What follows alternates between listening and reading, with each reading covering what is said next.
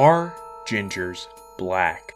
This is a question that has taken social media by storm over the course of the past couple weeks. And at first, I really didn't get if this was a humorous jest, or if people just legitimately believe gingers are black. To me, it was obvious that this looked absolutely nothing like this.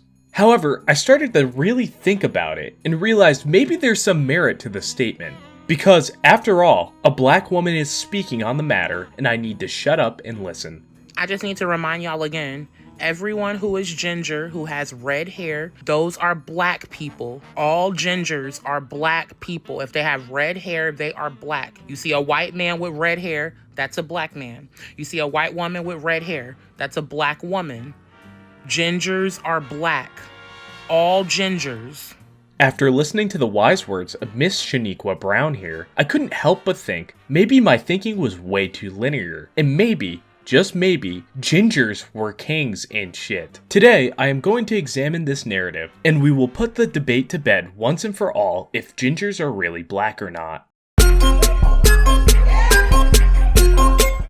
As the wise philosopher Stevie Wonder once said, appearances can be deceiving. And shit. And that just may be the case when it comes to comparing black people to gingers. As we all know, black people are known for their iconic dark skin and their lovely smiles. And when you look at a ginger, it's almost as if their skin is the exact opposite pigment of black people's skin, while also being completely covered in freckles. That being said, in the world of political science, it's widely accepted due to the horseshoe theory that two opposite ends of the political spectrum are more similar to one another than they are different. And this is quite a political matter, so I rest my case there. The next physical characteristic to compare of black and ginger people is their hair. As most of us know, black people tend to have curly hair naturally, while ginger people... I'm actually uncertain if ginger people have curly hair naturally. And this is due to the fact that I never actually met a ginger person in real life. Okay, to be fair to me, ginger people are kind of like the shiny Pokemon of people, so like they're very rare to encounter. However, I have seen in some media such as South Park with their character Kyle Broflovski that they're represented as having curly hair. Besides that, that's really the extent of my knowledge when it comes to the appearances of this mythical and whimsical species of people. But I have heard through the grapevine that gingers aren't that bad to talk to if you meet one of the good ones. Normally, when determining if groups of people will integrate well with one another, a similar cultural background is the most important thing for them to have in common. As we all know, most modern-day inventions were invented by or stolen from the hard work of the black man. And although the ginger may not have the same level of achievement as the other brothers of the black race, they still play a huge part in the cultural diversification of the group. When gingers first came to America, just like the black man, they'd be mistreated by white Anglo-Saxon Protestants, while also being forced into ghettos, and they'd even be hunted by the Klan. Now, histories aside, because clearly their histories are identical, we must talk about their cultural links. It is well documented and known that black people loved their fried chicken, and in Austin Powers, The Spy Who Shagged Me, we see the fat bastard love eating chicken, and he's also a ginger, so it's pretty clear to me that gingers love eating chicken. I mean, this right here makes ginjas soft A, certified brothers. Do they both steal? Yes.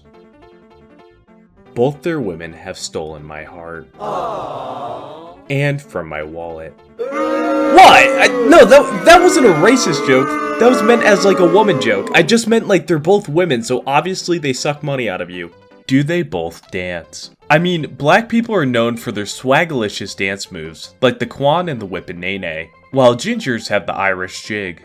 Are they hard to see? Black and ginger people are kind of like yin and yang. While black people are harder to see at nighttime, ginjas are harder to see in the daylight because of their very pale white skin. Favorite color? Most black people's favorite colors are either red or blue, and what color they like more will decide what outfit color they wear. And ginjas are firm representatives of the red team. Do they have a soul?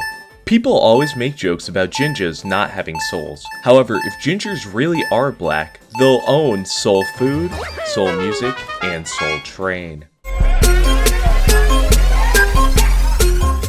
I hope today I opened everyone's eyes to the strife of the Ginga, and that we are all more mindful and recognize them for their years of undiagnosed oppression. It's not enough to just recognize Gingas as white chocolate strawberries, but we also need society to start viewing them in a cool light, like your typical basketball American. When you think of the future Gingas, I want you to picture the rappers of the future as Ginger. I want you to picture the dominant athletes of the future as Ginger.